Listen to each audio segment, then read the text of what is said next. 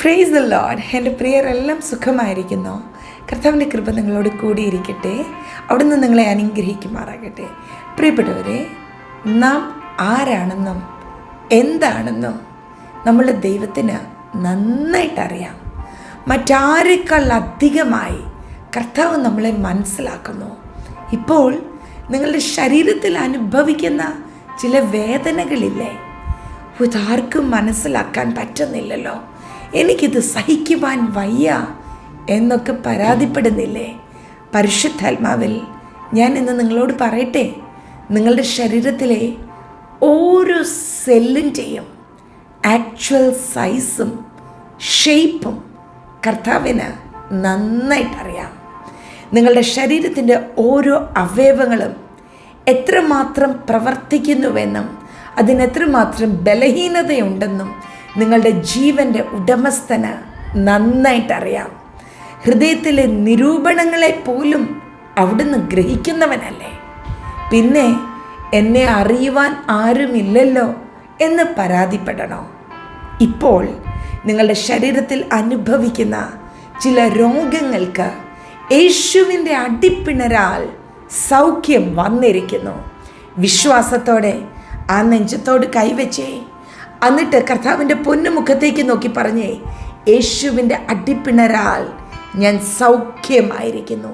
ഇനിയും എൻ്റെ ശരീരത്തിൽ രോഗമോ രോഗലക്ഷണമോ വാഴുവാൻ ഇടവരത്തില്ല.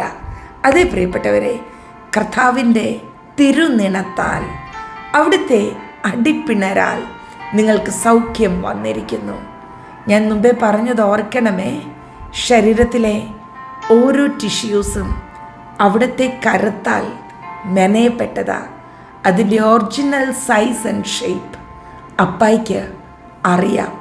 അതിനൊരു കേട് വന്നാൽ അതിൻ്റെ കേടുപാട് നീക്കുവാൻ അപ്പ ശക്തനാണ്. അവിടുത്തെ കരത്താൽ കഴിയാത്തത് ഒന്നുമില്ല. ഇപ്പോൾ നിങ്ങളുടെ ഹൃദയത്തിൽ വന്നിരിക്കുന്ന ആ ഭാരം വിട്ടുമാറട്ടെ.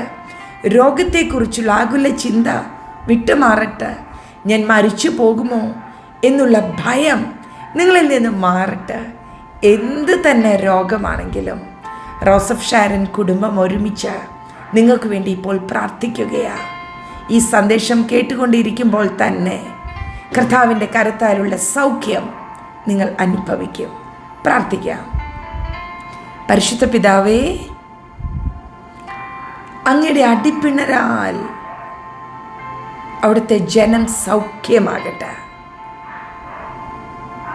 അവിടുത്തെ സാന്നിധ്യത്താൽ അങ്ങയുടെ മക്കളെ പൊതിയണമേ.